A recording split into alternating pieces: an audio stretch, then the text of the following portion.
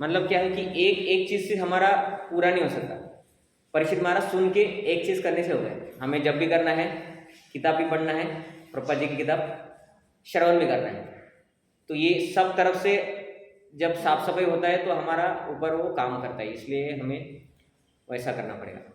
तो इसमें वही दिया है कि अभी तक जितने सदस्यों ने अभी तक जितने हफ्ते किए हैं उनको पूछना है कि वो कर रहे हैं कि नहीं, लेकिन ये सब कुछ इसलिए मैं सब ये टॉपिक निकाला कि आप कुछ बुक पढ़ रहे कि नहीं पढ़ रहे, है ना? पढ़ रहे हैं ना? ठीक है। तो लेकिन घर में थोड़ा प्रवचन भी सुनना चाहिए, है ना? हाँ हाँ, वो तो बेस्ट है। महाराज जी के साथ जब कर लिया सुबह, तो आपको पता है क्या रहता है? हाँ, तो तुम्हाला माहिती आहे? तुम्हाला पता है ना? हाँ, तो महाराज जी के साथ जब हो गया, मतलब भक्तों के साथ जब हो गया, ये हफ्ते में एक दिन ये वाला क्लास, और बाद ही आपका यूट्यूब पे जो भी क्लास आप सुन सकते हैं, इस्कॉन का ही सुनना है। बाहर का सुनेंगे तो आपको थोड़ा नाशिक वाले लोगों का ज़्यादा सुनता हूँ, हाँ मराठी भी रहता है, हाँ उनका क्लास है ऐसा ही रहता है, जैसा भक्ति उसके है, हाँ हर टॉपिक के बारे में बताया, ऐसे क्लासेस हाँ, टॉपिक वाइज। तो वो करना है। तो जब करना है, बुक्स पढ़ना है, एक बुक उसके बाद दूसरा बुक, ऐसा बुक पढ़ते जाना है। और बुक पढ़ने के लिए मैं पिछली बार बोला भी था, कुछ कोर्स रहते हैं ऑनलाइन, पेड कोर्स, कि आपको बुक्स सिखाएंगे, है ना? ऐसा सिखाएंगे जैसे हम ये लेते हैं, ये पैराग्राफ पढ़ा के सिखाते हैं, वैसा वो सिखाएंगे। तो आपसे नहीं हो रहा है तो वो लगा कि कंप्लीट कीजिए, है ना? क्योंकि भगवद गीता का क्लास रहता है सर, हाँ लेकिन सुना था मैं वहाँ पे थी ना। हाँ, तो अभी ऑनलाइन ज्वाइन कीजिए, क्योंकि मैं भी मेरे इसमें वही करता हूँ। मेरा अभी भक्ति शास्त्री हो गया, भक्ति शास्त्री हो गया, मैं भक्ति वैभव ज्वाइन कर लिया अभी। तो कुछ रहेगा ना तो माइंड उसमें एंगेज रहेगा और वो होगा। और ऐसा कुछ रहता है कि हमको बोल दिया तो हम वो भूल जाते हैं, लेकिन क्लास का समय रहता है, मैसेज आता है, हमने पैसे भरे हैं, तो पैसे थोड़े सा ही रहता है, 2-3 हज़ार, लेकिन उसमें हमको 6 बुक कवर करके देंगे, 6 स्कंद पढ़ेंगे। तो 6,000 में हमको कोई 6 स्कंद पढ़ा रहे, मतलब बहुत अच्छा है ना। क्योंकि हमको बोलेंगे कि 60 साल का आयुष्य देते आपको, अभी पढ़ो, वो जिंदगी भर कंप्लीट नहीं करेंगे हम, और 1 साल में कर लेंगे। तो इसलिए ये अलग अलग कोर्स ज्वाइन करके उसको कंप्लीट करना है। ये प्रैक्टिकल है कि बाकी के प्रवचनों में इतना कुछ बताएंगे नहीं। बाकी के लोग प्रवचन करते 7 दिन, उसमें थोड़ी बता दिए सब कुछ। वो बोलते हो गया कथा, चाय पियो घर जाओ, है ना? तो इस्कॉन में ये ट्रेनिंग प्रभुपाद जी ने दिया है कि ये सब कुछ करना है। और प्रभुपाद जी ने बोला ये सब कोर्स करना है सभी भक्तों को, ये बुक्स पढ़ना ही है। हर एक भक्त जो इस्कॉन में जब करता है, जिसको दीक्षा लेना है, उसका कर्तव्य है कि प्रभुपाद जी के द्वारा लिखे गए किताबों को पढ़े। अगर वो अशिक्षित है, पढ़ना लिखना नहीं आता है, तो वो प्रवचन सुन सकता है, जब कर सकता है, और सेवा कर सकता है। सेवा तो सबको करना है, क्योंकि वो पढ़ नहीं सकता, और अभी उसको ABCD थोड़ी सिखाएंगे, अबकड़ नहीं सिखा सकते, इसलिए। लेकिन ट्राई क्या है करना, हमें आता है तो हमें उसको यूटिलाइज करना है। हमारी जो भौतिक विद्या है उसको आध्यात्म में लगा के भगवान को प्राप्त करना है। कम से कम उतना देर तो हम माया से दूर हाँ, तो उतना जल्दी फास्ट क्लीनिंग हो जाएगा। नहीं तो हो गया, झाड़ू मार दिया, हो गया, बाकी कचरा वैसे रह जाएगा, है ना? ऐसे। तो ये मेरा पॉइंट था, क्योंकि इसमें बता है कि हर बार क्लास में जो पुराने भक्त है उनको ये पॉइंट स्ट्रेस करना है। इसके अलावा आप घर में रोज रात को जल्दी सो रहे कि नहीं, जल्दी उठ रहे कि नहीं। आपको एक बार बोला था मंगल आरती, तो मंगल आरती मोस्टली नहीं किया होगा, है ना? तो आप ट्राई कीजिए कि आप कभी तो हफ्ते में एक दिन डिसाइड कर लीजिए कि उस दिन आप उठ के, जैसे रविवार का दिन हो गया कि आज जॉब नहीं है ना? तो माता जी का तो जॉब नहीं है ना? दोनों का आपको हाँ, लेकिन इनका जॉब है। तो नहीं, इधर नहीं आना है, इधर नहीं आना है, घर पे ही। नहीं नहीं, इधर का नहीं आएगा, घर पे उठ के ही, जो एक क्लास में बताया था आपको, एक हमारा एक सप्ताह हुआ था, उसमें बोला था कि मंगल आरती सबको करना है घर में उठ के सुबह। और एक शीट भेजा था, PDF भेजा था, मंगल आरती की शीट, तो उसको पढ़ना है। रिंगटोन ये यूट्यूब पे लगा सकते हैं, उसको देख के अपना शीट पढ़ना है, है ना? वो रिंगटोन में ही मृदंग करताल बजेगा, भगवान के सामने लगाना है, और हमें अपना शीट पढ़ना है। तो अपना ये आरती हो गया, है ना? गणपति में लोग ऐसे करते ना, वैसा बाकी के लोग गाएंगे, हम बस ताली बजाएंगे, प्रसाद खाएंगे। तो हमें वैसा ट्रेनिंग लेना है, क्योंकि शुरुआत में तो हम इतनी दूर मंदिर में नहीं आ सकते। तो घर में ऐसा करना है कि रिकॉर्डिंग डाउनलोड करके रखना है, और वो रिकॉर्डिंग को प्ले करना है मोबाइल में। सुबह उठ के नहा धो लिया, ऑल्टर खोल दिया और अगरबत्ती लगा के उधर रख दीजिए, थोड़ा अच्छा भी लगेगा। और ये शीट को प्रिंट करके संसार दावा हो गया, फिर नरसिम्हा आरती, फिर तुलसी आरती और तुलसी को 3 प्रदक्षिणा कर लिया। शाम को करती है। हाँ, तो ये भी अच्छा ऑप्शन है। अगर आप सुबह मिस हो रहा है आपका तो शाम को कर सकते हैं। सुबह एक आरती कर लीजिए, नरसिम्हा आरती तुलसी आरती शाम को कर लीजिए। शाम को भी करती प्रभु जी सुबह में ये सब कर लेती हूँ मैं, और शाम को नरसिम्हा आरती भी और हाँ, तो फिर तो और अच्छा है। तो ये करना है। तो पहला पॉइंट था बुक रीडिंग, हियरिंग, जप, 16 माला जप, वो तो बेसिक है इसलिए 16 माला में बोला नहीं। दूसरा है बुक रीडिंग, हियरिंग, और तीसरा है आरती। ये आरती घर में आप ट्राई कीजिए, रोज नहीं होता है, हफ्ते में 1 दिन एटलीस्ट शाम को नरसिम्हा आरती और तुलसी आरती कर लीजिए। तुलसी का प्रदक्षिणा करने का बहुत फायदा है, इसलिए हम गले में तुलसी पहनते हैं। शाम को नहीं करते प्रभु जी, शाम को हम दिया जलाते हैं। अगर आप सुबह नहीं कर रहे, आरती करते हैं। सुबह नहीं कर रहे तो अच्छा, सुबह नहीं करते तो इन शाम केस अगर आप सुबह नहीं कर पाते कोई किसी प्रकार की आरती, तो शाम को 5 मिनट नरसिम्हा आरती, 5 मिनट तुलसी आरती, 10 मिनट निकालना है, रिकॉर्डिंग प्ले करना है और अपना बार-बार शीट। है तो प्रभु जी हमको बार-बार है तो हम ऐसे बोल देते हैं। हाँ, मुझे पाठ है हमारा, पाठ है तो कुछ नहीं है। मैं क्या बोल रहा हूँ, जिन नए अभी इनको पता नहीं है ना, इनको पता नहीं है, ऐसे लोगों के लिए तो जिनको अच्छा है कंठस्थ है तो उनको शीट लेने की जरूरत नहीं है, वो तो फिर डायरेक्ट ही कर सकते हैं, है ना। जिनको नहीं आता उनको ऐसा सामने मंत्र लिखना पड़ता है, हरे कृष्ण कृष्ण, अभी हमारा हो गया, हमें लिखना नहीं ऐसा। तो कंठस्थ नहीं है तब शीट लेके रिकॉर्डिंग प्ले करके कीजिए, कंठस्थ है तो फिर कोई टेंशन नहीं ऐसा। रोज मैंने है तो प्रभु जी आप एक तुलसी आरती सुनो। अब संध्या में। हाँ, मेरे को भी घर में करना पड़ेगा तो क्या? मेरा इधर- अगर आप मंदिर में नहीं आ रहे मंदिर में तो फिर करना पड़ेगा। अगर मंदिर में कर लिया, अगर सुबह आपका 10 बजे खाते हैं, सुबह 10 बजे मंदिर में खा लिया, तो 11 बजे घर में जाने के बाद बोलेंगे क्या, अरे मैं सुबह का रह गया, नहीं अभी उधर नहीं खाएंगे, अभी 5 बजे खाएंगे ऐसा। 12 तो- साल से कर रही हूँ प्रभु जी मैं। चांगला है, you are senior to me also. नहीं प्रभु, मैं 11 साल से कर रहा हूँ, आप 12 साल से कर रहे हो। ज्ञान कुछ तो ठीक है, तो ये अपना ये था कि पुढे पाठ मागे सपाट ऐसा नहीं होना चाहिए, है ना, कि हमारे वीक चला है अभी 49 और पहले का हम कुछ कर ही नहीं रहे, क्योंकि बाकी कुछ याद नहीं रहेगा कि इससे पहले हमने क्या सीखा, वो नहीं याद रहेगा हमें, लेकिन वो क्या सीखा में क्या करना है प्रैक्टिकल, दिस कॉल्ड म्हणजे संस्कृत में इसको क्या बोलते हैं कि जीवन में उतारना, उसको क्या बोलते हैं, प्रैक्टिस, चिंतन मनन और निधि ध्यासन बोलते हैं इसको। निधि ध्यासन मतलब जीवन में उतारना, निधि ध्यासन कि जो श्रवण किया उसका चिंतन किया और उसको जीवन में भी उतारा। ऐसा नहीं कि नॉनवेज नहीं खाना चाहिए, हमको पता है, और लेकिन खा रहे लोग, मतलब उसने जीवन में उतारा क्या, नहीं उतारा। बुक पढ़ना चाहिए, हाँ बुक पढ़ना चाहिए, अभी भगवदगीता आई है, आप लोग बुक लो, पढ़ो, हम पढ़ेंगे ही नहीं, तो हमारा निधि ध्यासन नहीं हो रहा है। तो ये जो क्लास में जो बताया है, बाकी सब ये याद नहीं रहेगा, कौन सा श्लोक कौन से हफ्ते में क्या बताया था, इतना कुछ याद नहीं रहेगा। क्या बताया उसका सारांश क्या है, जब रोज करना है, मंगल आरती करना है, बुक्स पढ़ना है और श्रवण, ये हर प्रवचन का सारांश ये है। तो जैसे हम आगे बढ़ रहे हैं भक्ति वृक्ष क्लास में, ये कर रहे हैं कि नहीं, ये इम्पोर्टेंट है। और ये जब करेंगे, मतलब जब बुक रीडिंग करेंगे, हियरिंग करेंगे, तो उसमें ये जो आज बताया मैं भूल गया, इसका कुछ पार्ट वो बुक रीडिंग और हियरिंग में रिपीट होता है। तो ये उसका विधि है ऐसा, ठीक है। 12 बज गए, ठीक है। अभी हम पहला पढ़ते हैं, नामामृत, पवित्र नाम का अमृत। जिन लोगों ने पवित्र नाम के जप का अमृत का स्वाद ले लिया है, वे किसी और आध्यात्मिक आनंद या भौतिक सुख की परवाह नहीं करते।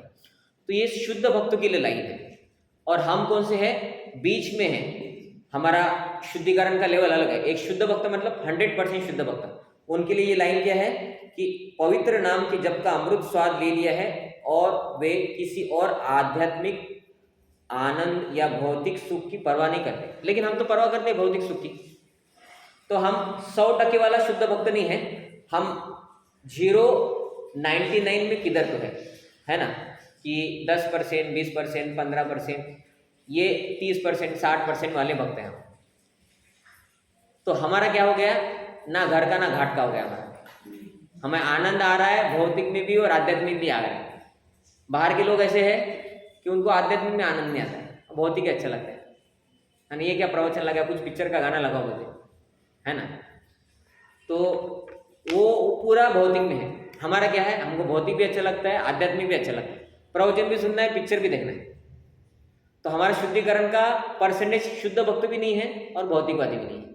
तो हमारा क्या हो गया, थोड़ा लेकिन अभी भी भौतिक सुख की परवाह है ना। लेकिन हमें ये यहाँ पे जाना है, इसलिए हमें ये बताया जाता है कि ये भक्ति करके हमें जागरूक करना है। और अभी भी भौतिक सुख की कामना की वजह से हमारा माइंड हमें लेके जाएगा भौतिक सुख की तरफ, लेकिन अगर वो वर्जित वाला सुख है तो उसको टालना ही पड़ेगा, अगर शुद्ध भक्त बनना है 100% वाला तो, है ना। तो 100% ये रोल मॉडल है हमारे लिए, और वो क्या करते हैं वैसा हमारे जीवन में उतारने के लिए बताया कि वो ऐसा करते हैं। मतलब क्या, वो भौतिक सुख को वैल्यू नहीं देते, तो हम अभी वैल्यू दे रहे हैं, तो हमें उसको थोड़ा कम करना पड़ेगा। वो वर्जित वाला है तो उसको बंद ही करना पड़ेगा कि भाई चाय, अभी देखो कप हो गया, कप में चाय अच्छा रहता है क्योंकि कप पतला होता है, उससे गर्म रहता है ना। लेकिन ये वर्जित है तो ये नहीं पी सकते। फिर काढ़ा है ना, गुड़ का रहता है ना, काढ़ा बनाते ना, वो पीना पड़ेगा। तो ये भौतिक सुख का इच्छा रहेगा क्योंकि हम शुद्ध भक्त नहीं है, लेकिन उसको डाइवर्ट करना पड़ेगा। तो हमारे लिए ये डाइवर्ट करने के लिए क्यों बोला है, ताकि वो आए कि अभी इधर काढ़ा का व्यवस्था नहीं है, लोग फ्री में चाय बांट रहे हैं और मुझे सर्दी है तो मैं पीऊँगा नहीं, है ना, ऐसा। तो ये हमें आगे पहुंचना है, इसलिए ये भौतिक सुख को हमें टालना ही पड़ेगा। लेकिन शुद्ध भक्त तो परवाह ही नहीं करते, ऐसा बोलते हैं। जैसे हम हमारे शरीर का ख्याल रखते बहुत, शुद्ध भक्त अपने शरीर का ख्याल नहीं रखते ज़्यादा, ऐसा। वेद के अनुसार बुद्धिमान भक्त आत्म साक्षात्कार के लिए भक्ति योग के अलावा कोई भी दूसरा मार्ग नहीं चुनते।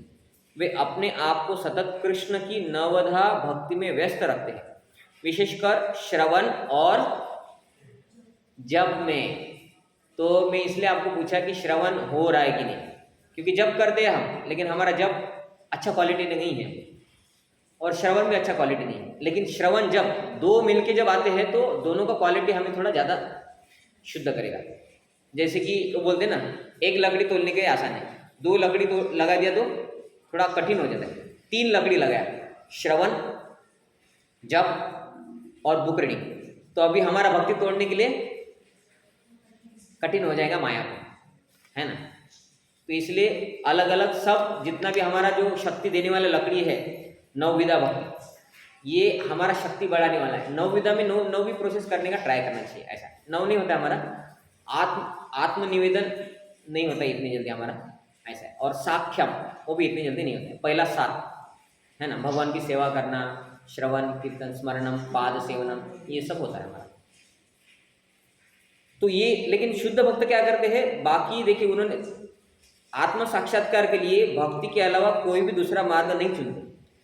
मतलब कि भगवान कृष्ण को छोड़ के वो भी गणपति भी नहीं बिठाएंगे, शंकर जी का उपवास भी नहीं करेंगे, दुर्गा देवी 9 दिन, दुर्गा देवी किधर जा रहे हैं, दुर्गा है तो नमस्कार करेंगे कि भाई भगवान की बहन है करके, दुर्गा देवी भगवान की बहन है ना, ऐसा। लेकिन खुद होके दुर्गा देवी के भक्ति में नहीं लगे, वो बस भगवान कृष्ण की ही करेंगे। तो हमें भी उस लेवल पे आना है। और वो क्या करेंगे, नवदा भक्ति में व्यस्त रहते हैं, विशेष करके श्रवण और जप। तो श्रवण और जप ये बहुत इंपॉर्टेंट है, क्योंकि हम जो जप कर रहे हैं वो श्रवण किया है तब जप कर रहे हैं। बाहर के लोग जप करते ही नहीं, क्योंकि श्रवण ही नहीं करते, वो नारियल फोड़ते हैं, घंटी बजाते हैं, है ना, लेकिन श्रवण होता ही नहीं। और जो श्रवण होता है वो आपस संप्रदाय वाला होता है, इसलिए वो बाकी इच्छा नहीं होता है। और कुछ लोग अच्छा श्रवण कर रहे हैं और कुछ जप भी कर रहे हैं, लेकिन वो ऑथराइज नहीं है, तो उनका फल उनको ज़्यादा मिलता नहीं जब तक सही गुरु नहीं है। संप्रदाय के अलावा उसका फल नहीं होता है, उनको और जन्म लेना पड़ेगा, संप्रदाय में आना पड़ेगा, ऐसा होता है। तो इसके अलावा भी लोग हैं ना, जब वो कर रहे हैं, बाहर के लोग भी कर रहे हैं, ऐसा नहीं कि इस्कॉन वाले कर रहे हैं, बाहर के लोग भी कर रहे हैं। लेकिन कोई देवी देवता का अलग कर रहा है तो उनको तो बहुत समय लगेगा, कोई बोलेंगे कि कृष्ण का ही कर रहा है। लेकिन संप्रदाय विहीन ये मंत्रस्तु विफलामता, संप्रदाय विहीन मतलब ऑथराइज जो 4 संप्रदाय है, ब्रह्म मध्य गौड़ी संप्रदाय, और 4 संप्रदाय कौन से हैं, रुद्र संप्रदाय, रुद्र संप्रदाय, लक्ष्मी से आया हुआ निम्बार्क है ना, श्री संप्रदाय, और कुमार संप्रदाय। इसके अलावा जो लोग कर रहे हैं वो भी किधर कृष्ण का कर रहे होंगे, लेकिन उनके लिए समय लगता है भगवान के प्रति प्रेम प्राप्त करने में। क्यों? क्योंकि उनका संप्रदाय प्रामाणिक नहीं है। तो प्रामाणिक संप्रदाय नहीं है तो भक्ति की विधि मिलती है, लेकिन लक्ष्य, भक्ति का जो गोल है वो थोड़ा धुंधला होता है। भक्ति करने के पीछे, भक्ति का नाम, भक्ति के नाम पे जो नाम जप होता है उसको करने के पीछे उद्देश्य क्या होता है कि आपका शरीर अच्छा रहेगा, पाप नष्ट होंगे, इधर भौतिक सुख अच्छा मिलेगा। आप ये नाम जप करो, भगवान कृष्ण का उपास करो, जन्माष्टमी मनाओ। किस लिए? ताकि आपके घर में सुख संपत्ति घर आवे, कष्ट मिटे तन का। भगवान ने प्राप्त करना है, ये है संप्रदाय विहीना, ये मंत्रस्तु विफलमता।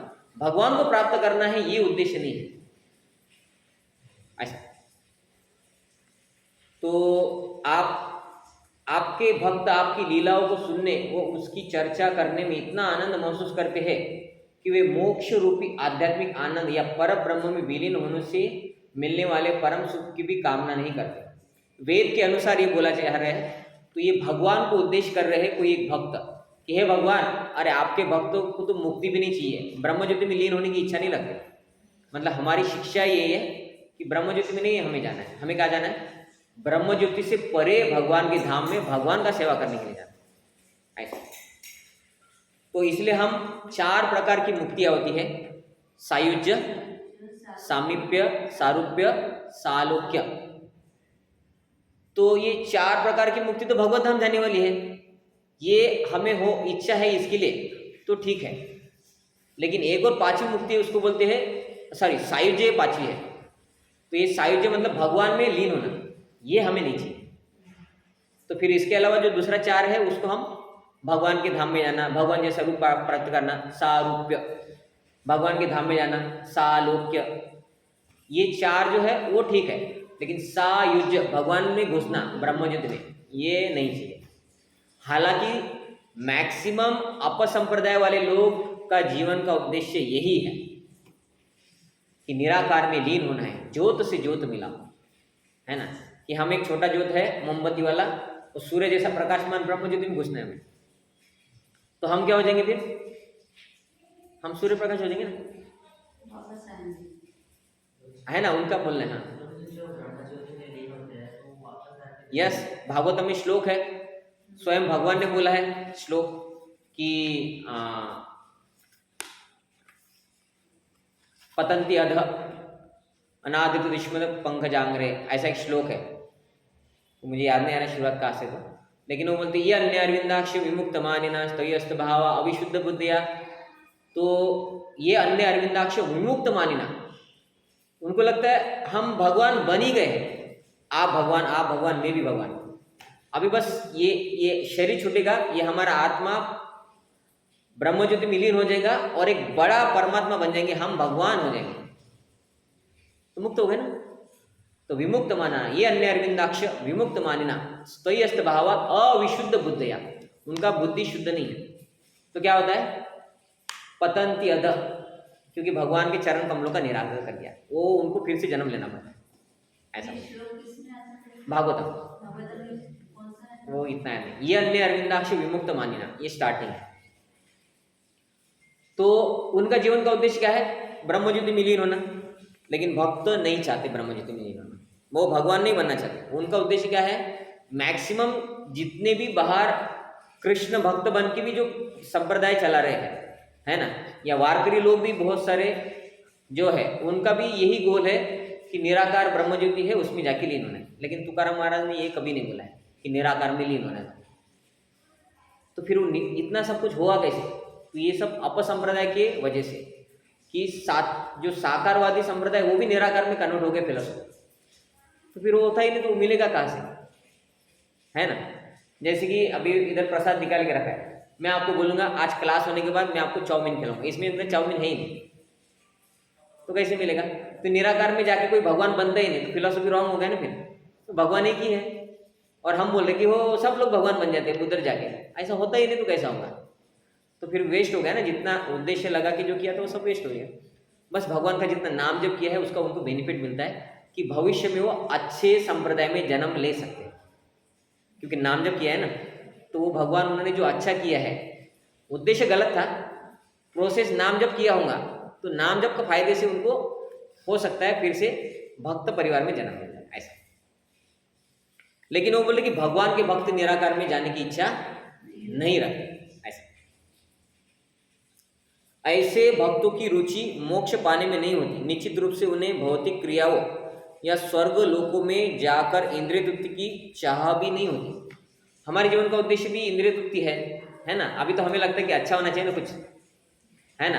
अभी आपको बंगला चाहिए या मैं बोलता हूँ कि झोपड़पट्टी में रह लो, घर छोड़ दो झोपड़पट्टी में, हम रहेंगे क्या? नहीं रहेंगे। हम बोलेंगे कि अभी चाह रहे वृंदावन में, कहाँ पे रहेंगे? रह लेंगे प्रभु जी, किधर रास्ते में वो परिक्रमा मार्ग में साधु लोग सोते उधर सो जाएंगे। नहीं, हमें फैसिलिटी चाहिए क्योंकि हम उतना लेवल पे नहीं है और हमारा शरीर उतना सहन भी नहीं कर सकता, है ना। तो ये, लेकिन कुछ लोग क्या करते हैं, इधर लिखा है देखिए कि भौतिक क्रियाओं या स्वर्ग लोकों में जाकर इंद्रिय तृप्ति चाहना। तो हम कितना शरीर को देते हैं? जितना जरूरत है उतना, उसको बोलते हैं नीड, गरज, उतना देना ठीक है। उसके ज्यादा दिया उसको बोलते हैं इंद्रिय तृप्ति। आपको भूख लगी है, खाना खा लिया, इंद्रिय तृप्ति हुआ या नीड हुआ? वो गरज है, वो करना ही है। अभी भूख नहीं लगा है और हम सोचते हैं कि चलो आज रविवार है, कौन से होटल में बहुत अच्छा खाना मिलता है, चलो उधर जाएंगे। ये क्या हुआ? ये इंद्रिय तृप्ति हुआ। तो बोले भक्तों के लिए ये नहीं है, भक्तों को इसको टालना है। भक्तों को खाना है, अच्छा ही खाएंगे हम, भगवान को भोग लगा के अच्छा, सेहत के लिए जो अच्छा है वो सब खाएंगे, अच्छा भर बांधेंगे, सब करेंगे, अच्छा ही करेंगे, नीड के हिसाब से, भौतिक इंद्रिय तृप्ति के हिसाब से नहीं ऐसा। तो फिर स्वर्ग में जाके इंद्रिय तृप्ति करने की इच्छा तो मिलता ही नहीं। लेकिन कुछ लोग रहते हैं, वो बोलते कि पुण्य करो आपको स्वर्ग में जन्म मिलेगा, और वो लिखते भी है। हमारे पिताजी मर गए, स्वर्गीय कैलाशवासी, कैलाशवासी बनेंगे, उनको ठंडी लगेगा, है ना। पिताजी उधर से वापस आ जाएंगे क्योंकि उधर तो घर है ही नहीं, उधर तपस्या है। शंकर जी घर बांधे नहीं, शंकर जी के बाजू में कहाँ पे जाके रखेंगे? और स्वर्ग में लोग जा नहीं सकते क्योंकि स्वर्ग में जाने के लिए भी बहुत पुण्य लगता है। तो लोग क्या बोलते हैं, इधर तुम पुण्य करो तो तुमको स्वर्ग में जन्म मिलेगा, और उधर क्या करना है? भोग ही करना है। उनको ये पता ही नहीं कि उधर जाके भोग करेंगे। कितने साल करेंगे प्रभु जी? जितना पुण्य कमाया है वो अकाउंट कम कम होते जाएगा उतने दिन। जिस दिन पुण्य का अकाउंट कम हो जाएगा, वो स्वर्ग वाले लोग बोलते हैं अरे निकालो इसको, इसका खत्म हो गया अकाउंट, इसका वीजा समाप्त, उसको वापस आना पड़ता है इधर, है ना। भगवद गीता में श्लोक है कि शीने पुण्य मर्तु लोको मिशंति ये अभी अन्य देवता भक्ता यजंती श्रद्धयान्विता। तो इसलिए स्वर्ग लोग जाने की भी हमें इच्छा नहीं रखनी चाहिए। शुद्ध भक्त सिर्फ परमहंस या महान मुक्त भक्त या सानिध्य खोजते हैं, भक्त का सानिध्य खोजते हैं, जिससे वे सतत आपकी महिमा सुन सके या उसकी चर्चा कर सके। तो ये क्या शुद्ध भक्तों को बोल बोल के हमको बोल रहे हैं कि शुद्ध भक्त क्या करते हैं? दूसरे महान भक्तों का संग चाहते हैं और भगवान का चर्चा सुनना चाहते हैं, संग चाहते हैं, उनसे चर्चा मतलब कथा सुनने की इच्छा रहती है। किनको? शुद्ध भक्तों को भी यही इच्छा रहती है। हम बोलेंगे शुद्ध भक्तों को क्या सुनना है, अभी वो तो शुद्ध हो गए। नहीं, शुद्ध भक्तों को भी कथा सुनते हैं, ऐसा है ना। जैसे कि परीक्षित महाराज, हम भगवान के दर्शन पाने के लिए भक्ति कर रहे हैं, श्रवण कीर्तन। परीक्षित महाराज को गर्भ में भगवान ने दर्शन दे दिया, लेकिन परीक्षित महाराज सुने, है ना, और उससे बाद भी सुने। ऐसा नहीं कि बस 7 दिन आखिरी के सुने होंगे प्रभु जी, हम भी मरते वक्त 7 दिन सुन लेंगे। नहीं, जीवन भर भी उन्होंने बहुत सारा कृष्ण के बारे में सुना था। क्योंकि देखो भागवत में वर्णन आता है, जब परीक्षित महाराज को 9वां स्कंद चालू है और सुखदेव गोस्वामी क्या बोलते हैं, राम भगवान के बारे में आपने तो बहुत सुना है, मैं शॉर्टकट में बता देता हूँ क्योंकि जल्दी से हमको 10वां स्कंद शुरू करना है कि नहीं, कृष्ण भगवान की लीला। तो उन्होंने ऐसा नहीं बोला नहीं राम जी के बारे में डिटेल में बताओ, वो बोले ठीक है शॉर्टकट में सुना दो। तो राम भगवान के बारे में 2 या 3 अध्याय आते बस। और कृष्ण भगवान के बारे में कितने अध्याय आते पता है? कितने आते होंगे? अंदाज बहुत सारा आता है। आप बताइए अभी बहुत सारा मतलब कितना आता होगा? बाकी अवतारों के बारे में आता है थोड़ा थोड़ा। कृष्ण 2 अध्याय 3 अध्याय ऐसा आता है। नरसिंह भगवान के बारे में एक अध्याय में आ जाता है। प्रहलाद महाराज का स्टोरी आता है 1-2 अध्याय में। तो भगवान कृष्ण का लीला बताने के लिए कितना अध्याय बताए होंगे। 90 अध्याय से ज़्यादा। तो लेकिन ये लीला उन्होंने पहले से सुना था, परीक्षित महाराज ने सुना था, और परीक्षित महाराज उनको प्रश्न ही पूछते हैं, भगवान ने ऐसा क्यों किया कि अपना घर छोड़ दिया और इधर चले गए? मतलब उनको पता था, पहले कथा सुना था, है ना। फॉरेन के किसी को बोलते कि कृष्ण नाम के भगवान है, तो वो कुछ प्रश्न पूछ नहीं सकता, और है ना, ठीक है भगवान है, तो उनके माता पिता को उन्होंने छोड़ के ऐसा पूछ सकता है? कब पूछ सकता है? उनको कुछ पता है तब। मतलब परीक्षित महाराज ने जीवन भर भी कथा सुनी थी, ऐसा नहीं कि आखिरी 7 दिन में सुना। तो हमारा क्या था कि शुद्ध भक्त भी कथा सुनने की इच्छा रखते हैं, शुद्ध भक्त भी जब करते हैं, शुद्ध भक्त सब करते हैं, नवदा भक्ति जो हम करते हैं, क्योंकि उनको उसमें आनंद आता है। अभी हमें आनंद नहीं आता है, लेकिन जब शुद्ध हो जाते तो इसी में आनंद आता है। इसका अर्थ क्या है? ये पाथ है, और यही पाथ आगे जाके कंटिन्यू करना है, भगवान के धाम में भी यही करना है। ऐसा मतलब जब इधर करना है, भगवान के धाम में जाके भी उधर जब कैसा होता है, काम करते करते भगवान का याद आते रहता है। ऐसा सेपरेट माला लेके बैठने की जरूरत है, क्योंकि प्रैक्टिस इधर कर लिया था माला के ऊपर। ऐसा तो बोले कि शुद्ध भक्त सिर्फ परमहंस या महान मुक्त भक्त का सानिध्य चाहते हैं। शुद्ध भक्त भी चाहते हैं और बड़े भक्तों का सानिध्य। मतलब क्या है, हमें भी अलग अलग जो सन्यासी ये आते हैं या कुछ भक्त आते हैं, उनका सानिध्य लेके उनसे सुनना चाहिए, क्योंकि जो जितना भक्ति में ऊंचा है उसका हम सुनते हैं तो उतना हमारा हृदय और शुद्ध होता है। मतलब टीचर चौथी के बच्चे को सिखा सकता है, तो चौथी के बच्चे को सिखाने वाला टीचर क्या होगा? BA पास होगा, समझिए, बराबर ना, ऐसे रहता है ना। अभी इंजीनियरिंग सिखाना है तो BA वाला टीचर सिखा सकता है इंजीनियरिंग को, तो उसके लिए फिर इंजीनियरिंग में जिसने MTech किया है ना, ऐसा है ना, MTech वाला सिखाएगा। मतलब क्या है, स्टूडेंट से वो बड़ा होना चाहिए। मतलब ये कैटेगरी है कि जैसे ज्ञान ऊपर से नीचे फ्लो होता है, हमारा हृदय शुद्ध करना है तो जिनका हृदय ज़्यादा शुद्ध है उनके साथ संग करो। तो इसलिए शुद्ध भक्त दूसरे शुद्ध भक्तों का संग करते कि मेरा हृदय और शुद्ध हो जाए। हालांकि शुद्ध भक्तों का हृदय शुद्ध है, लेकिन वो फिर भी करते रहते। हमारे लिए क्या शिक्षा है कि हमारा हृदय अशुद्ध है, तो हमें दूसरे भक्तों का संग करना चाहिए जो हमसे उन्नत है। हमारा बहुत सारा समय चला गया। आपको कितने बजे तक समय है? आपको टेंशन नहीं, चलेगा ना?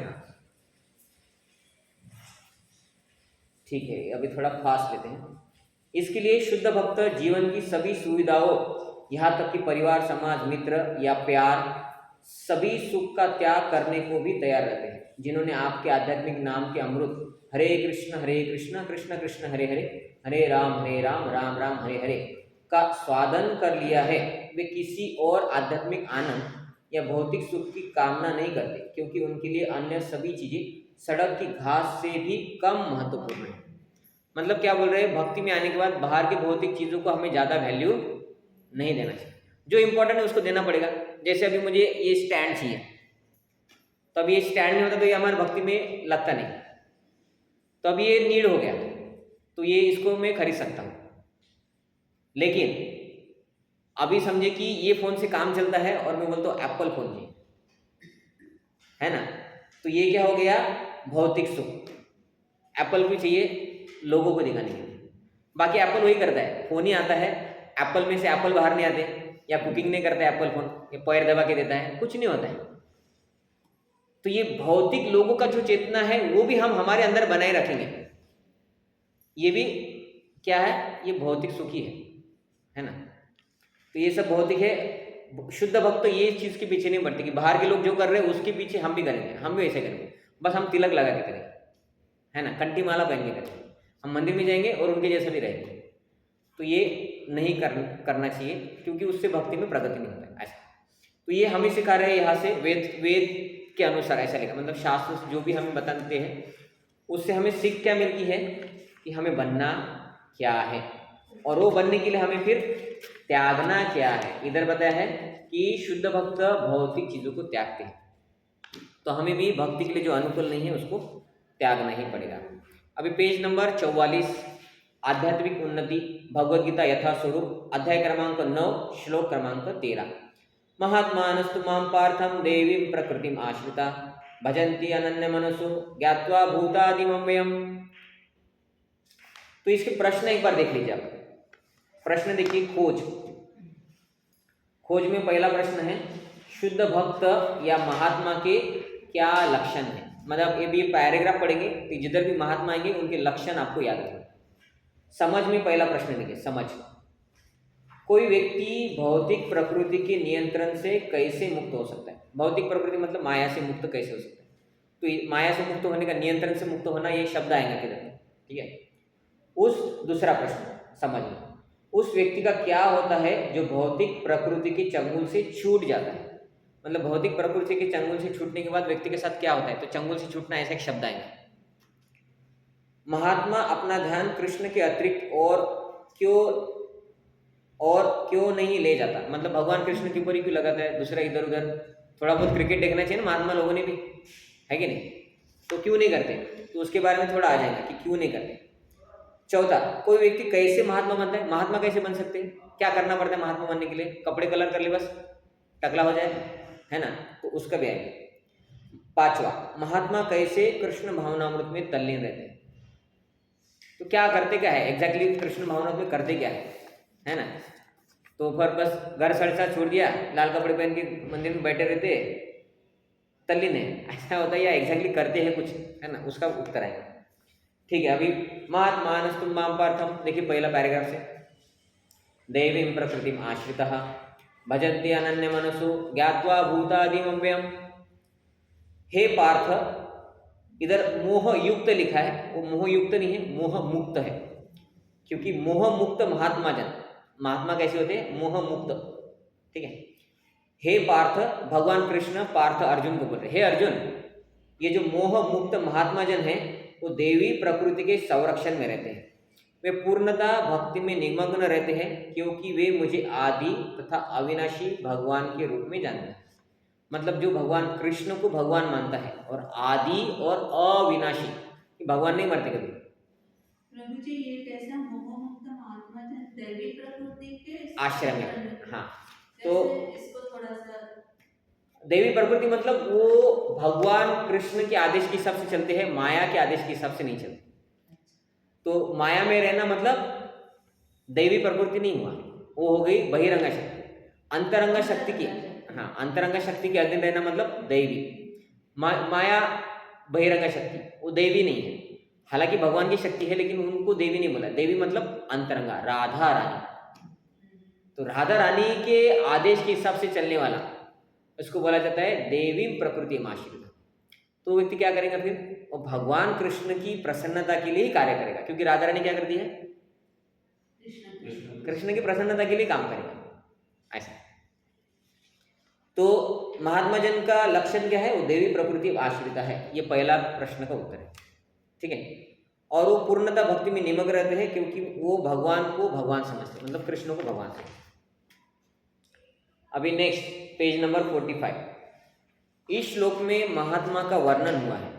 महात्मा का सबसे पहला लक्षण देखिए, अभी और लक्षण बता रहे महात्मा के।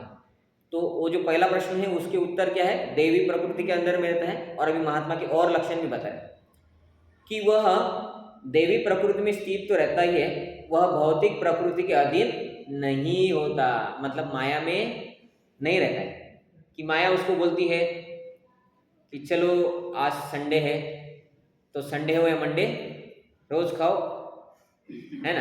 तो ऐसा गलत काम नहीं करेगा वो जो बाकी के लोग गलत करते हैं, है ना। जो बाकी के लोग गलत कर रहे हैं मतलब क्या है, वो माया में कि चलो संडे आज जाएंगे किधर, मॉल में चले जाएंगे, कुछ खरीदी नहीं करना है लेकिन कुछ तो खरीदी करके लेके आ जाएंगे, पिक्चर देखेंगे, कोई तो पॉपकॉर्न खाएंगे, उधर का नूडल्स खाएंगे, कुछ काम नहीं है ना। छुट्टी भी है, पैसा भी है, तो घर में बैठ के फालतू में पैसा वेस्ट हो जाएगा, उससे अच्छा मॉल में जाके खर्चा कर देगा। कैसे, ये क्या हो गया, ये हो गया भौतिक प्रकृति के अधीन, माया के अधीन लोग ऐसा करते हैं। देवी प्रकृति के अधीन लोग क्या करते हैं, भगवान की सेवा, भगवान के लिए करेंगे सब कुछ। तो ये लक्षण है, वो भौतिक प्रकृति में नहीं रहते, देवी प्रकृति में रहते। इसकी व्याख्या 7वें अध्याय में की गई है। तो 7वें अध्याय में एक श्लोक आया था, देवी एष गुणमयी, उसके बारे में बोला। जो भगवान श्री कृष्ण की शरण ग्रहण करता है वह तुरंत ही भौतिक प्रकृति के वश से मुक्त हो जाता है। अभी देखिए समझ में पहला प्रश्न, कोई व्यक्ति भौतिक प्रकृति के नियंत्रण से कैसे मुक्त होता है? तो कैसे मुक्त होता है? भगवान कृष्ण की शरण ग्रहण करने से। तो श्लोक क्या है? देवी हे ऐश गुणमयी मम माया दुरतया माम एवै प्रपद्यन्ते मायामेतां तरन्ति ते। कि भौतिक प्रकृति के नियंत्रण से मुक्त कैसे होता है, माया को तरता कैसे है, पार कैसे करता है? माम एवै प्रपद्यन्ते, जो भगवान कृष्ण का शरणागत होता है वही माया को पार कर पाता है, ऐसे। तो इसलिए उसका उत्तर क्या है? भगवान कृष्ण की शरण ग्रहण करने वाला प्रकृति को नियंत्रण से मुक्त हो सकता है। यही वह पात्रता है। जो ही कोई भगवान के शरणागत हो जाता है वह भौतिक प्रकृति के वश से मुक्त हो जाता है ना, भगवान का शरणागत होता है। यही मूलभूत सूत्र है। तटस्थ शक्ति होने के कारण जीव जो ही भौतिक प्रकृति से मुक्त होता है तो ही वह आध्यात्मिक प्रकृति के निर्देशन में चला जाता है। अभी देखिए इधर समझ में दूसरा प्रश्न है, उसका क्या होता है? भौतिक प्रकृति से छूटा तो क्या हुआ? जेल से छूटा तो व्यक्ति कहाँ जाता है? घर जाता है ना। तो भौतिक प्रकृति मतलब जेल में था, दुर्गा माया में था, माया से छूटा है तो क्या होता है? अंतरंग शक्ति। तो क्या करता है? आध्यात्मिक प्रकृति, देवी प्रकृति के संरक्षण में जाता है। मतलब एक तो व्यक्ति को भगवान के भक्त बन के भगवान की सेवा करना पड़ेगा, एक तो माया का भक्त बन के माया बोलती है बेटा ये कर तो वो करना पड़ेगा, जा मॉल में जा, पढ़ाई करना है पढ़ाई मत कर, पिक्चर देख, है ना। तो माया जैसे बोलेंगे वैसा करना पड़ता है। तो जो माया से चंगुल से जुड़ा वो क्या करेगा? भगवान ने जैसा बोला वैसा करे। भगवान क्या बोल रहे? मन मना भव मत भक्तो, मेरा माना का जप करो, मध्या जी माम नमस्कार, मुझे नमस्कार करो। तो व्यक्ति जाता है मंदिर में नमस्कार करता है। तो जो व्यक्ति माया के अधीन है वो माया उसको बोलती ये करो, वो करता है। जब वो माया के चंगुल से छूटता है तो ऑप्शन दो ही है, एक तो जेल में रहो एक तो घर में रहो। तो जेल से छूट गया व्यक्ति कहाँ पे जाता है? घर जाता है, भगवान के घर। भगवान कृष्ण जो बोलते हैं वो करता है, आध्यात्मिक प्रकृति के संरक्षण में चला जाता है। जो व्यक्ति भौतिक प्रकृति से संरक्षण में निकलता है वो क्या होता है? दूसरा प्रश्न, चंगुल से छूटने के बाद आध्यात्मिक प्रकृति, देवी प्रकृति के अंडर में जाता है, मतलब भक्त बनता है। लेकिन भक्त बनना, माया से बाहर निकलना इतना आसान है क्या? बाजीवाला है क्या? ऐसे बोले थे तुकाराम महाराज, है ना। बाजीवाला क्या बने? भक्ति करना बने, है ना। बाजीवाला नहीं है कि गए भाई कॉटन मार्केट एक जुड़ी संभार लेके आना 10 रुपए का, है ना, लेके आ गए, नींबू भी लेके आना 3, ठीक है लेके आ गए, हो गया भक्ति हो गया। ऐसे नहीं होता है। मंदिर में 1 घंटी बजाई, नारियल फोड़ा, ऐसे भक्ति नहीं होता है। तो करना पड़ता है। माया को पार करना इतना आसान नहीं है कि हो गया ना, हम भक्त ही तो है। हमारे घर में लड्डू गोपाल है, लड्डू राधा रानी भी है, वो छोटा राधा रानी रखते, कहाँ से आए पता नहीं, लोग रखते लेकिन, है ना, लड्डू गोपाल लड्डू राधा रानी, है ना। और हमारे घर में जो भी बनता है लहसुन प्याज का एकदम टेस्टी खाना बनता है, हम भोग लगा के खाते हैं, है ना। और जिस दिन हम चले जाते हैं किधर बाहर, किसका शादी रहता है, तो भगवान राह देखते फिर से लहसुन प्याज का खाना कब आएगा करके, है ना। क्योंकि हम भूल जाते हैं अरे भगवान को तो भोग लगा ही नहीं, हम उधर खा रहे। तो ये लोगों को लगता है यही भक्ति है, ये तो भाजीपाला हो गया ना। तो ये भक्ति नहीं है। माया से निकलना बहुत कठिन है। भक्त बन गए मतलब माया से निकल गए, ये कठिन है, होता ही नहीं है ना। हम भक्त बन रहे हैं, भक्त बन गए क्या? नहीं है, पूरा नहीं है, हम प्रोसेस में। हम थोड़ा कैसा है, हमारा एक पाव है माया में, दूसरा पाव है आध्यात्मिक शक्ति, है ना। तो हमें ये भी अच्छा लगता है, ये भी अच्छा लगता है, ऐसा। लेकिन अच्छा है कि हम भक्ति कर रहे हैं तो एक दिन भगवान का शरणागति फिक्स हो जाएगा और इधर का पाव हम भगवान के आध्यात्मिक प्रकृति में आ जाएंगे, माया की चंगुल से जुट जाएंगे। लेकिन क्यों छूट रहे हैं? भगवान का शरणागति लेने से। क्या है भगवान का शरणागति हमारे जीवन में? नाम जप, श्रवण कीर्तन, हम जो अभी तक जो चर्चा किए भक्ति के, नवविधा भक्ति के पाठ, तो ये हम ये कर रहे हैं, मतलब हम भगवान की शरण ले रहे हैं। तो माया से मुक्त होने का यही पर्याय है, इसलिए ये करना है तो माया से मुक्त होंगे, ऐसा। आध्यात्मिक प्रकृति का ये निर्देशन, आध्यात्मिक प्रकृति के निर्देशन में चला जाता है। आध्यात्मिक प्रकृति का निर्देशन ही देवी प्रकृति कहलाता है। आध्यात्मिक प्रकृति, अंतरंग शक्ति, राधा रानी। इस प्रकार से जब कोई भगवान के शरणागत होता है तो उसे महात्मा पद की प्राप्ति हो जाती है। तो कोई महात्मा कैसे बनता है? तो ये भी है कि दैवी प्रकृति, लेकिन दैवी प्रकृति में जाए कैसे? तो उत्तर कंप्लीट नहीं हुआ, इसका उत्तर आगे आएगा, ठीक है? क्योंकि महात्मा बनना कैसा है, उत्तर आएगा नहीं। उधर क्या लिखा है कि जब कोई भगवान के शरणागत होता है तो वो महात्मा बन जाता है, लेकिन हम अपने आप शरणागत होते क्या? तो उसका उत्तर आगे आएगा, ठीक है? तो ये चौथे प्रश्न का उत्तर ये नहीं है, ये दूसरे का हो गया हमारा। अभी पहले तीसरे का उत्तर आएगा। तो ये जो अभी लाइन आई है, महात्मा अपने ध्यान को, ये तीसरे समझ में जो तीसरा प्रश्न है ना, महात्मा अपने ध्यान कृष्ण के अतिरिक्त क्यों कहीं नहीं लेके जाता, उसका उत्तर है ये, महात्मा अपने ध्यान को कृष्ण के अतिरिक्त अन्य किसी और नहीं ले जाता। क्यों? क्योंकि वह भली भांति जानता है कि कृष्ण ही आदि परम पुरुष समस्त कारणों के कारण है। जिनको पता चला कि भाई भगवान कृष्ण भगवान है, तो अभी दूसरे व्यक्ति को भगवान समझ के पूजा करने वाला है कि नहीं भाई अनंत कोटि ब्रह्मांड है, गजानन महाराज है, गजानन महाराज की सेवा करो। जिन लोगों को समझ में नहीं आता वो गजानन महाराज के भक्त बनते हैं, जिन लोगों को समझ में नहीं आता वो बोलते दुर्गा देवी अनंत कोटि ब्रह्मांड नायक है, कुछ लोग बोलते शंकर जी है। तो क्यों, किधर लिखा है? किधर नहीं लिखा है, लेकिन हमको लगता है। तो जिस व्यक्ति को समझ में आया कि भाई शास्त्र में लिखा है कृष्ण है अनंत कोटि ब्रह्मांड नायक, उनका सेवा करना चाहिए, तो तब क्या होता है, वो व्यक्ति कृष्ण की सेवा के अलावा किसी का और सेवा नहीं करता, क्योंकि फायदा ही नहीं है ना। हम उस व्यक्ति को भगवान समझ के सेवा कर रहे थे कि भाई इससे कुछ फायदा होगा। अभी वो भगवान नहीं है तो फायदा हमारा ज्यादा नहीं होने वाला है। तो जो भगवान है उसका करने से फायदा होगा, तो हम क्या करेंगे? वही करेंगे कि हमें पता चलता है कि भाई ये लाइट लगाना है, और हम क्या कर रहे थे, इधर के बटन दबा रहे थे, तो लाइट लग ही नहीं रहा था। जब पता चला कि ये दबाने से लाइट लगता है, तो हम क्या बोलेंगे, नहीं प्रभु जी हम वही दबाएंगे, क्योंकि हमको बताया गया है अनंत कोटि ब्रह्मांड नायक वही है। तो वो फिर पागलपन हो जाएगा। तो इधर वो क्या बोल रहे हैं कि महात्मा क्यों भगवान कृष्ण के अलावा दूसरे देवी देवता की पूजा क्यों नहीं करते?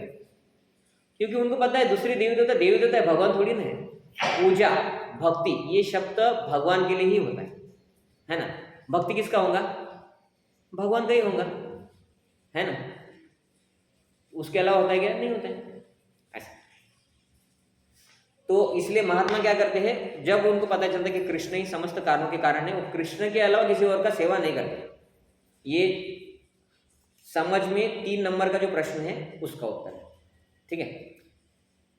इसमें तनिक भी संदेह नहीं है, ऐसा महात्मा अन्य महात्माओं या शुद्ध भक्तों की संगति से प्रगति करता है। तो ये जो थे कि महात्मा, अभी चौथा प्रश्न क्या है समझ में, चौथा प्रश्न, कोई व्यक्ति कैसे महात्मा बनते हैं? तो इसका उत्तर ये है कि शुद्ध भक्तों की संगति से एक व्यक्ति महात्मा बनता है और प्रगति करता है। तो मतलब क्या है कि एक व्यक्ति को कोरोना है, अभी कोरोना का संख्या कैसे बढ़ेगा? कोरोना का संग करेंगे तो वो ना कंटेमिनेशन है ना, संसर्गजन्य रोग है ना। कोरोना कैसा है कि नागपुर में समझे कि इम्प्रेस सिटी में किसी को करना हो गया, उनके कांटेक्ट में जो आएंगे उनको दूसरे को करना होगा। तो एक महात्मा है, दूसरा महात्मा कैसे बनेगा? संपर्क में आने से। तो जो महात्मा है उनके साथ संग करने से। संग करने का अर्थ क्या होता है? पास में जाके रहना, साथ में रहना, बात करना, उनसे आदेश प्राप्त करना, उनसे शिक्षा प्राप्त करना, उसको पालन करना। तो हम जो भी कर रहे हैं, श्रवण बुक्स में पढ़ रहे, प्रभुपाद जी हमको बता रहे कि ये करना है करके, वो सब प्रभुपाद जी और शास्त्र में आदेश दे रहे हैं, उसको हम पालन करेंगे तो हम भी महात्मा बनेंगे, माया से बाहर जाएंगे। क्योंकि ये आदेश का पालन करना मतलब भगवान का शरणागत होना। तो ये प्रोसेस है, माया को पार करने का प्रोसेस क्या है? शरणागति। शरणागति मतलब क्या है? ये सब पालन करना, कि बुक रीडिंग करना, श्रवण करना, जप करना, भगवान के लिए समय निकाल के सेवा करना, भोग लगा के खाना, जो वर्जित है उसको खाना ही नहीं, जो वर्जित है उसको नहीं करना है, नहीं देखना है, नहीं करना है। ये है शरणागति। शरणागति मतलब अभी इसके लिए जो इम्पोर्टेंट है वही करूँगा, नहीं तो नहीं।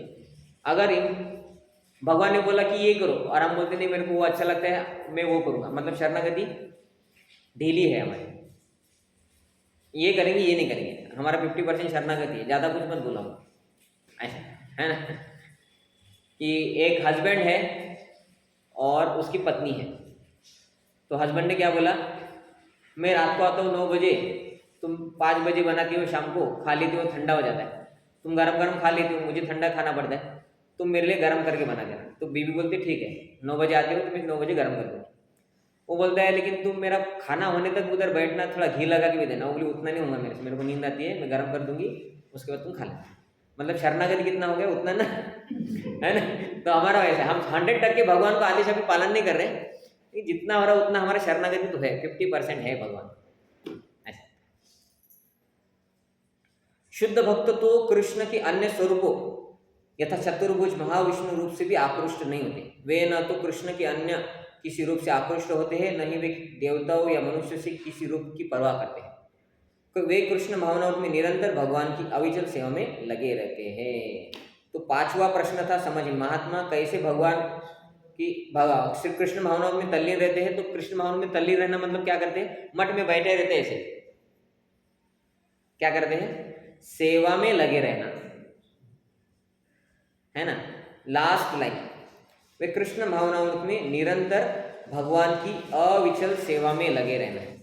तो भगवान की सेवा में निरंतर रहना या तल्लीन रहना, इसका अर्थ ऐसा नहीं कि भाई महात्मा हम जाते हैं तो प्रभु जी तो ऐसे बैठे रहते हैं, सेवा वेवा कुछ करते नहीं। तो सेवा में लगे रहना। तो सेवा अलग अलग हो सकता है, कोई अकाउंट्स में बैठ के करेगा, कोई कुकिंग करेगा, कोई प्रवचन देगा, कोई फिनाइल कैन लेके आता है, सेवा ही है ना।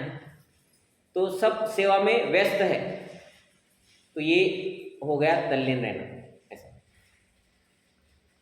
तो क्या आप प्रयोग, सबसे नीचे प्रश्न है, तो प्रश्न, क्या आप महात्मा बनना चाहते हैं, क्यों और क्यों नहीं, बताइए। महात्मा बनना चाहते हैं आप लोग या दुरात्मा बन के रहना चाहते हैं? क्योंकि महात्मा के अलावा दूसरा रहता है दुरात्मा। क्या बनना है आपको? महात्मा। क्यों? भगवान का संग चाहते हैं। क्यों? क्योंकि हमें खुश होना है ना।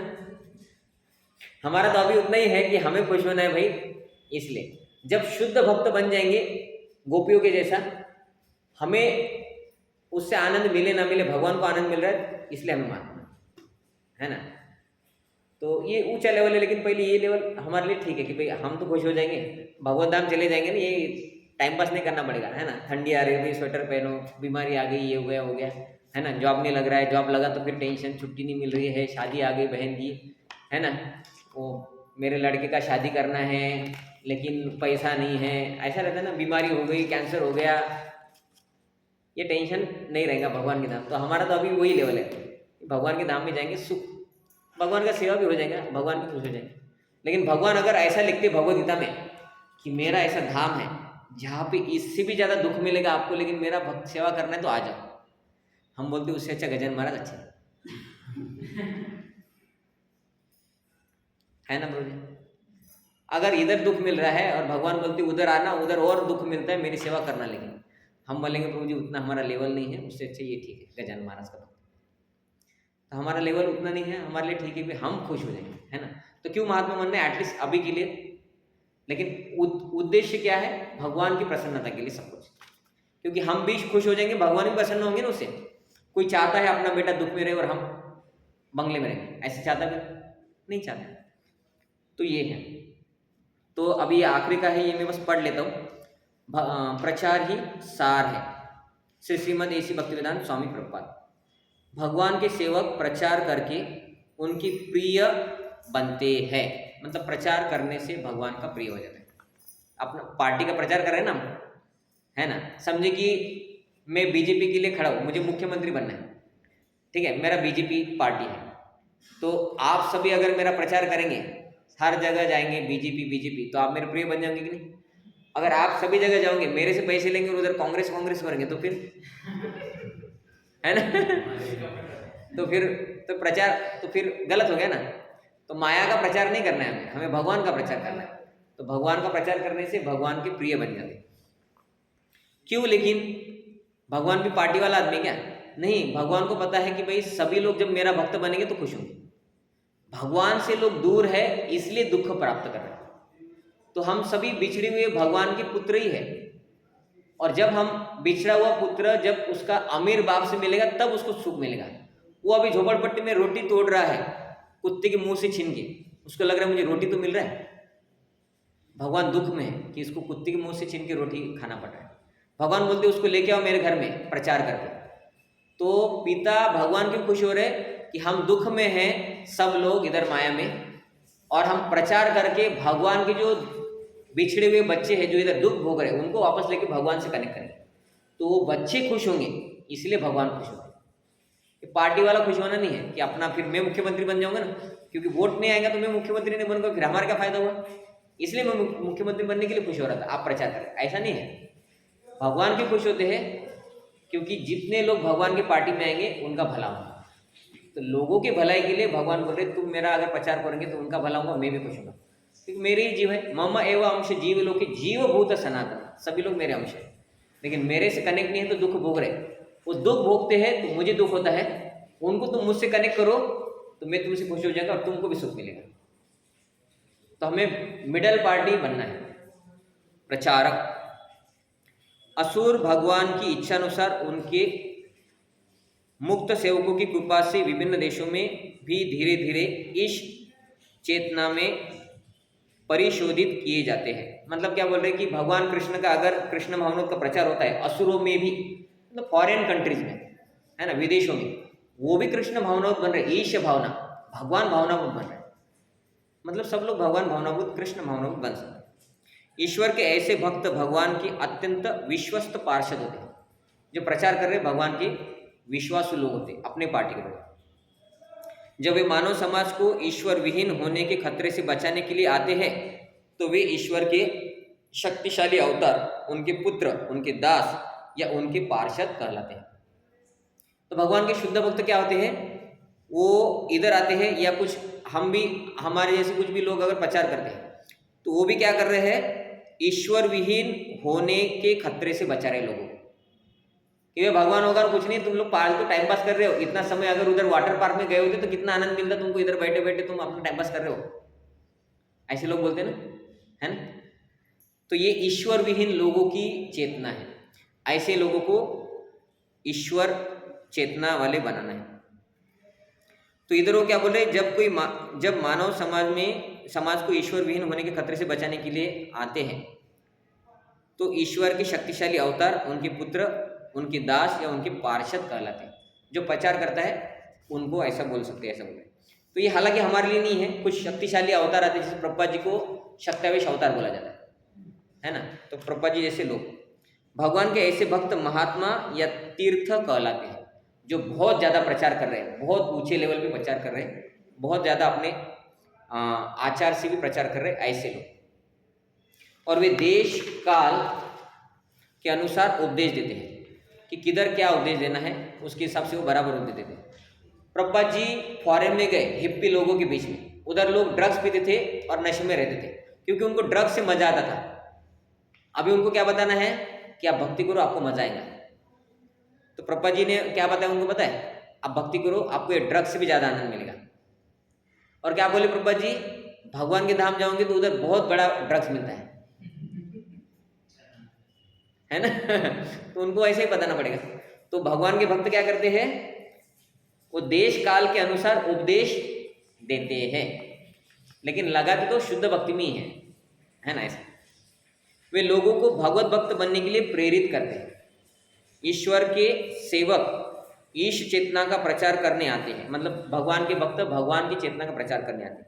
बुद्धिमान लोगों को चाहिए कि उनके साथ सब तरह से सहयोग करें, मतलब जो जिनके पास भी बुद्धि है उन्होंने इस कृष्ण भावनामृत आंदोलन को प्रचार प्रसार होने के लिए मदद करना चाहिए।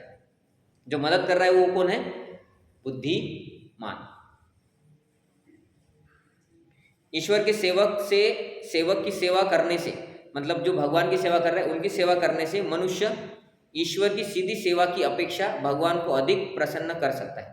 भगवान का डायरेक्ट प्रसन्न करना है उससे अच्छा है भगवान की जो सेवा कर रहा है उनका सेवा करने से भगवान और ज़्यादा खुश होते हैं। मतलब जो प्रचार कर रहे हैं कि हमारा इस्कॉन प्रचार कर रहा है, ये इस्कॉन को अगर कोई सपोर्ट करेगा, वो बोलते कि मैं सपोर्ट वपोर्ट नहीं करूँगा प्रचार, मैं मेरे घर में अगरबत्ती दिखाऊंगा।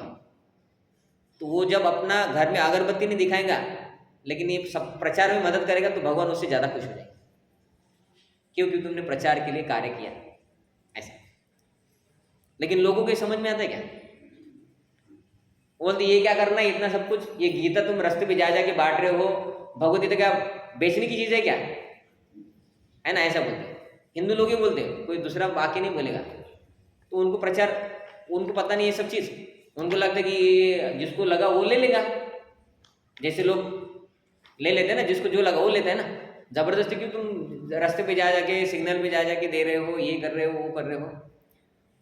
तो लेकिन जो ये करता है वो भगवान का ज्यादा शुद्ध भक्त है। उनको क्या लगता है ये करने की जरूरत नहीं, हम भक्ति कर रहे हैं ना घर पे बैठ के, कभी कभी भगवान का अगरबत्ती घुमा यही भक्ति, उससे भगवान नहीं खुश हो रहे। जो सेवा कर रहा है उनका सेवा करने से भगवान और ज्यादा खुश।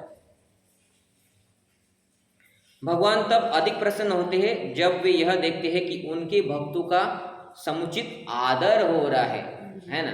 कोई भक्तों की सेवा कर रहा है और दूसरा आके उसको गाली दे रहा है कि तुम क्यों भगवत गीता ऐसे बांट रहे हो, है ना? तो भगवान खुश होंगे उससे?